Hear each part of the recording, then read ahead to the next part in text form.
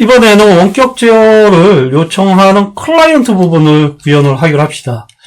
이 부분은 라이브러리로 만들어도 될 거라고 생각을 하고, 단순한 메소드를 제공할 거기 때문에 정적 클래스로 정의를 할 거예요. 그리고 노출 수준은 차후에 라이브러리로 전환을 해도 크게 문제가 되지 않기 때문에 노출 수준을 퍼블릭으로 지정을 하겠습니다.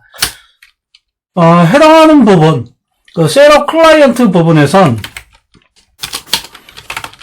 외부에서 우리가 원격 제어 요청을 할 거잖아요. 실질적으로 이 요청에 대한 결과, 실제로 상대방에서 허락을 했으면 그 허락한 정보에 대해 가지고 구독을 원할 수가 있을 거예요. 그래서 그럴 경우에 하나에서 이벤트 핸들러 하나를 제공을 하겠습니다. 커넥티드 이벤트 핸들러, 그리고 스태틱 소켓, 실질적으로 이제 원격 제어를 우리가 요청을 할 때 사용할 소켓이고요. 네임스페이스를 유증해야 되겠죠?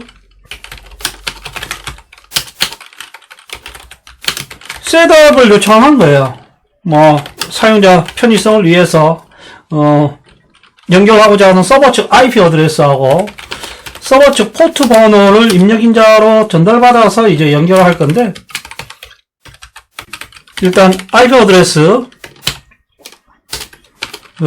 IP 어드레스인데, IP 어드레스에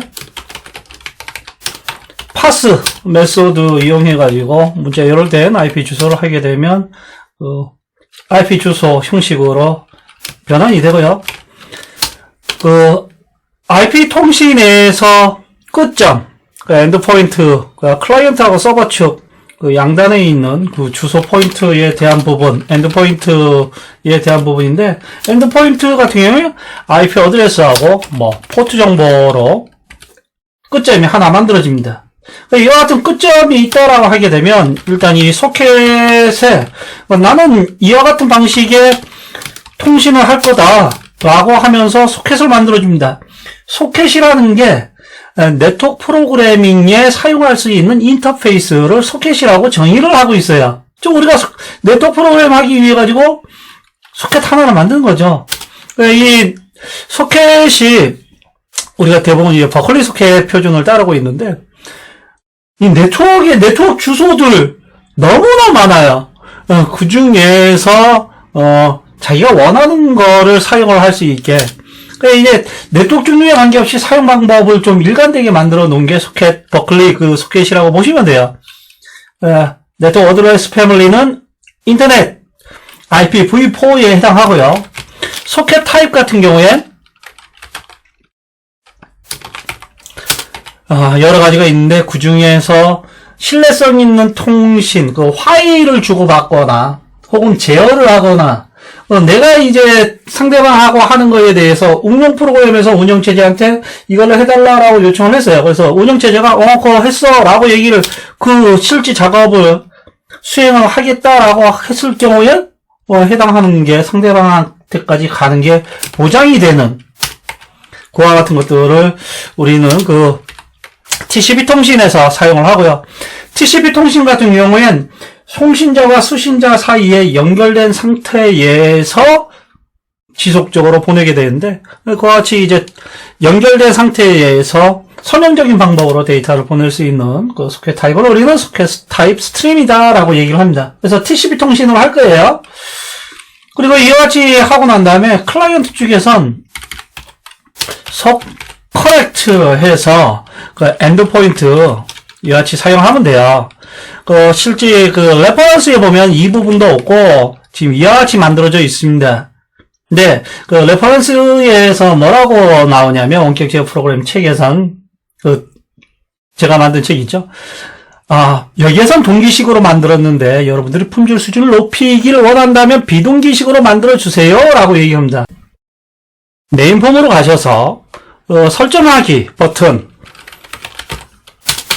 클릭 이벤트 핸들러를 하시고, 셋업 클라이언트의 셋업 한번 테스트를 해볼게요. IP 주소, 포트 번호는 가상으로 하드코딩을 하겠습니다. 이 어지에서 실행을 시켜보면, 128점, 큰 의미 없어요. 설정하기 버튼을 눌렀을 때 지금 서버가 존재하지 않는 서버를 했는데 이거 마우스 클릭해서 움직여지지가 않아요. 먹통이 된 거죠. 블락킹이 되는 겁니다. 우리가 함수, 메소드를 호출하게 되면 메소드가 하는 작업이 완료돼야 리턴이 되고 그 다음 작업을 할 수 있잖아요. 지금 우리는 이제 커넥트 메소드를 호출했는데 해당하는 이 커넥트 메소드를 호출했을 때 상대방 서버가 가동이 되어 있지 않다면 서버가 가동될 때까지 커넥트 타임아웃까지 대기를 합니다. 보통 이제 30초 정도가 되는데 블락킹 돼버리는 거예요. 실제 사용자 입장에서는 굉장히 불편한 거죠. 제가 원격 제어 프로그램 책을 만들 땐 제자들이 그 프로젝트를 할 때 이 기술을 이 정도까지는 이제 공통적으로 빠르게 익히고 그 다음은 본인들이 실제 프로젝트에서 직접 해봐라 라는 의미에서 그 레퍼런스를 만든 거였거든요. 그래서 비동기적으로 이제 처리하지 않고 있어요. 그래서 이 부분을 좀 여러분들이 이제 이 동영상 강의까지 받고 있으니 좀 프로젝트 수준을 높여볼게요. 소켓에 begin connect 커넥트를 시작하세요 라고만 요청을 하고 실제 백그라운드에서 해당되는 작업을 해줍니다. 블락킹이 되지 않는 거죠. 대신 우리가 요청한 이 커넥트 작업에 대한 작업을 할 수 있게 되게 되면 그걸 처리하기 위한 스태틱 이거 퍼블릭일 필요가 없고요. do connect callback 프로시저를 등록해 줘야 합니다. 그래서 이 begin connect 했을 때 이 to connect, 이 connect에 대한 요청의 작업이 실질적으로 수행할 수 있으면 이 to connect를 수행해 달라라는 거고, 전달할 인자가 있으면 여기에 가지고 하는데, 실질적으로 우리는 이 부분이 굳이 필요 없을 거예요. 이 정적 멤버가 있으니까. 만약에 있다라면 전달할 필요성이 있으면 세 번째 인자로 전달하면 되고요. async result 형식으로 참조 연산을 하겠습니다. result 이 부분을 as async result로 하고 이 실제 커넥트가 정상적으로 됐다라는 그 보장을 못하기 때문에 아무튼 이 소켓 가지고 뭘 하면 end accept 해주는 거예요. end connect 해주는 거예요. 이제 커넥트 우리가 요청했었던 작업에 대해서 정상적으로 이제 종결시켜 주는 거죠. 이같이 이제 종결시켜주고요. 만약에 이 상대방이 실질적으로 이 비동기를 하다 보니까 커넥트가 정상적으로 됐는지 안 됐는지 이거를 확인을 원할 수도 있잖아요. 만약에 확인을 원한다라고 한다면 이런 사건이 발생했다라는 형태의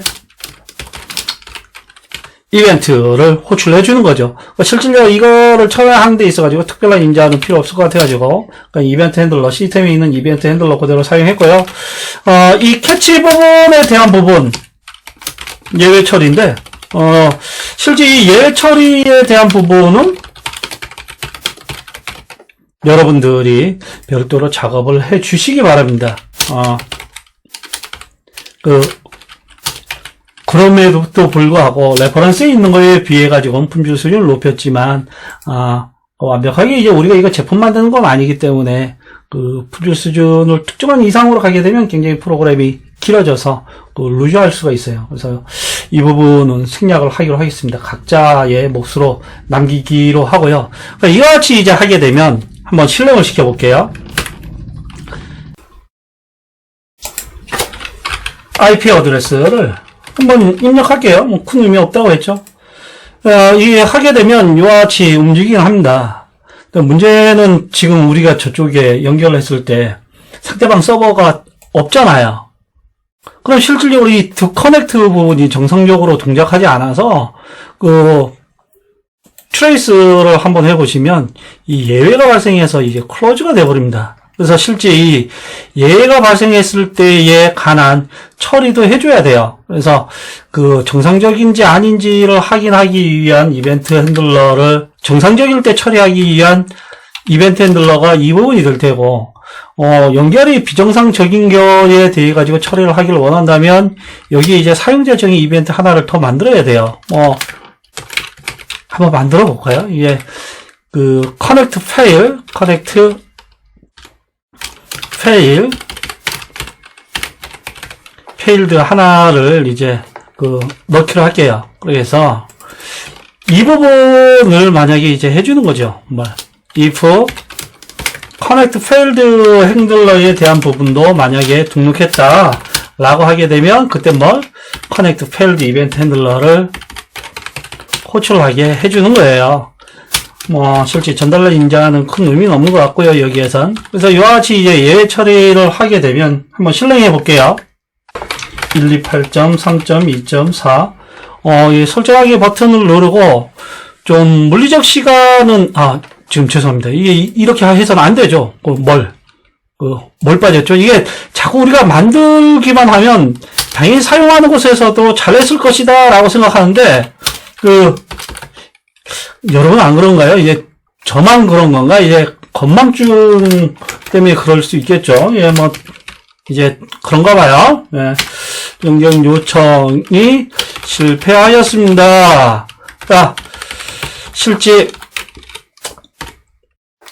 성공했을 때 처리할 일, 이제 실패했을 때 처리할 일을 이와 같이 분리해 놨고요. 128.3.2.4 설정하기 이제 눌렀습니다. 눌렀을 때 물리적 시간이 좀 소요가 돼요.